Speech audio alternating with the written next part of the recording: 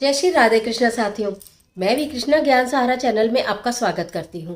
कैसे हैं आप? आपके अच्छे स्वास्थ्य और सुखद जीवन की मंगल कामना करती हूँ।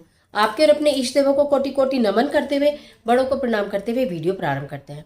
साथियों, बात कर रही हूँ गुप्त नवरात्रों की। गुप्त नवरात्रे चल रहे हैं, महामाई के नवरात्रे चल रहे हैं, रवि योग में नवरात्रे चल रहे हैं, स्वार्थ सिद्धि योग में नवरात्रे चल रहे हैं, अद्भुत नवरात्रे हैं।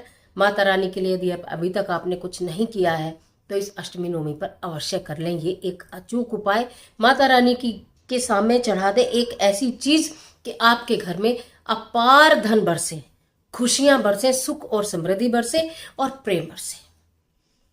तो चलिए झटपट वीडियो प्रारंभ कर लेते हैं। लेकिन उससे पहले यदि चैनल को अभी तक सब्सक्राइब नहीं किया है तो चैनल को सब्सक्राइब जरूर कीजिएगा और बेल आइकन का बटन जरूर प्रेस कीजिएगा, जिससे आने वाली वीडियोस का नोटिफिकेशन आपको मिलता रहे। मैं बात कर रही हूँ गुप्त नवरात्रों की। अगर आपने इन पूरे जो माता रानी के नवरात्रे चल रहे हैं, मैंने बताया ना, गुप्त नवरात्रों में गुप्त रूप से उपाय किए जाते हैं, गुप्त रूप से पूजा की जाती है, गुप्त रूप से अपनी मनोकामनाएं रखी जाती हैं। आपने पूजा की भी विधि, सरल से सरल विधि मैंने बताई थी, वो भी आपने देखी होगी। हम कलश के नीचे क्या अपना मनोकामना पूर्ति धागा रखें, वो भी आपने देखा होगा। क्या हम भोग लगाएं, वो भी आपने देखा होगा। आज मैं ये बताना चाहती हूँ कि अगर आपने अभी तक सब कुछ किया है तो भी, और अगर अभी तक कुछ नहीं किया तो भी, एक ये चीज माता रानी को चढ़ा दे, आपके घर से कभी धन की कमी नहीं होगी, प्रेम की कमी नहीं होगी।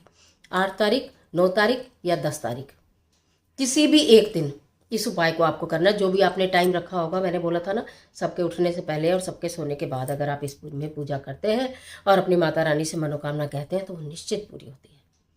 तो 8 तारीख, 9 तारीख या 10 तारीख, क्योंकि 11 को पारण है, 10 तारीख तक ही ये नवरात्र हैं, 11 को पारण करेंगे। तो वो भी मैं, जैसे अभी बहुत सारे बच्चों ने, बहुत सारी लेडीज ने, सबने नवरात्रों की पूजा शुरू भी की है, तो हमने जो इतनी भी सामग्री चढ़ाई है उसका क्या करना है वो भी मैं वीडियो में अलग से सारा बता दूंगी।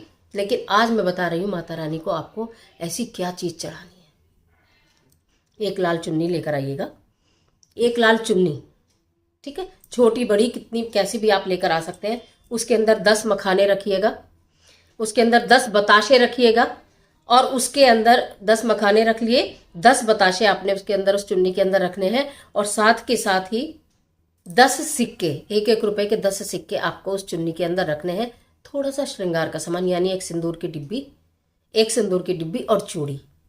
ये 2 चीज तो आप जरूर रखिएगा श्रृंगार के सामान के लिए, ठीक है। और आप चाहें तो उसमें चूड़ियां भी रख सकते हैं, उसमें मेहंदी भी रख सकते हैं। चूड़ी और सिंदूर तो आपने रखा ही है, मेहंदी भी रख सकते हैं। और उसमें जो भी आपका मन है, काजल है, शीशा है, कंघा है, जो आप रखना चाहे वो रख दें। ये हो गया श्रृंगार का सामान। उस चुन्नी को आपने अपने हाथों में ऐसे लेना है, ठीक है। एक दीपक जलाना है, एक दीपक, लंबी बाती का, लंबी बाती, दो मुखा दीपक कहते हैं उसको। 2 मुखा दीपक, यानी दीपक में 2 मुंह नहीं मिलेंगे आपको, या तो 4 मुंह का दीपक मिलता है या 1 मुंह का दीपक मिलता है या फिर गोली मिलता है।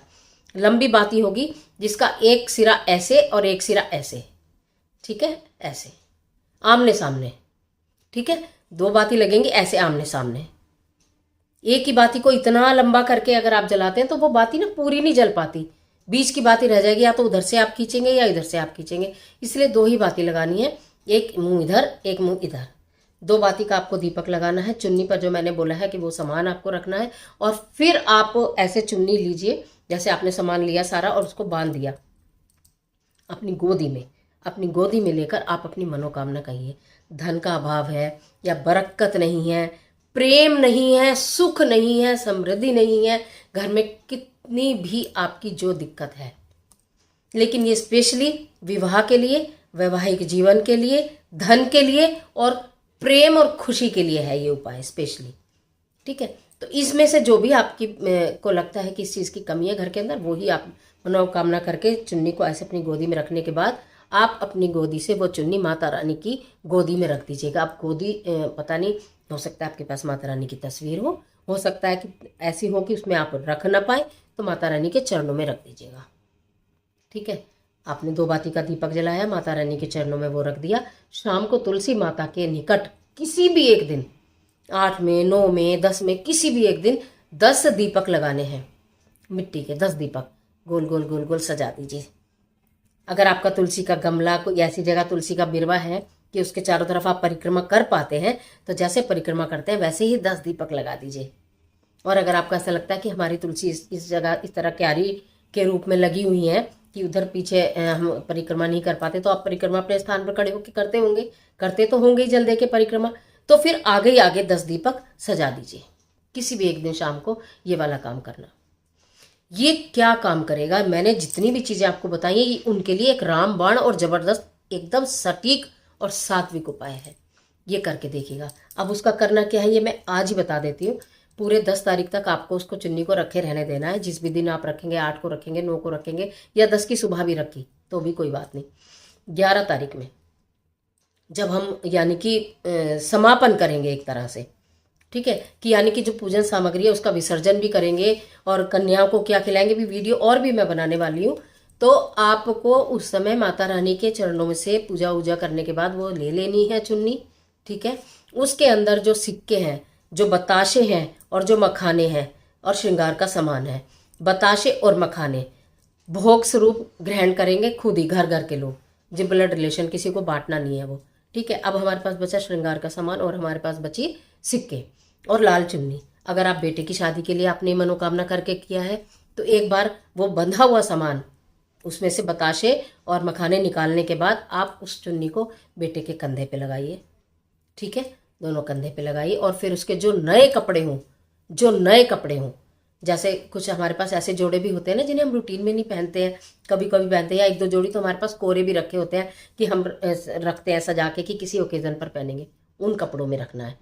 अगर लड़की के लिए कर रहे हैं तो लड़की के सिर के ऊपर रखेंगे, उसको यहाँ पर सिर पे रखेंगे 2 मिनट, फिर उसकी गोदी में रखेंगे और फिर लड़की के भी उन्हीं वस्त्रों में रखेंगे जो उसका सबसे कोरा शुभ रंग का, काला सफेद नहीं, लाल पीला हरा, किसी भी रंग का सुंदर सा सूट हो, कोई ड्रेस हो, या कोई साड़ी वेयर करती है तो वो साड़ी हो, उसके अंदर रख देंगे संभाल के। वो रखी रहेगी चुन्नी माता रानी की, और वो चुन्नी, वो श्रृंगार का सामान, वो सिक्के के यानी कि खजाना, वो सब उसी के साथ ही जाएगा। जब लड़की अगर शादी होके जाएगी तो उसके साथ चला जाएगा, लड़के की शादी होगी तो भी आप उसमें यूज कर लेंगे श्रृंगार के सामान में।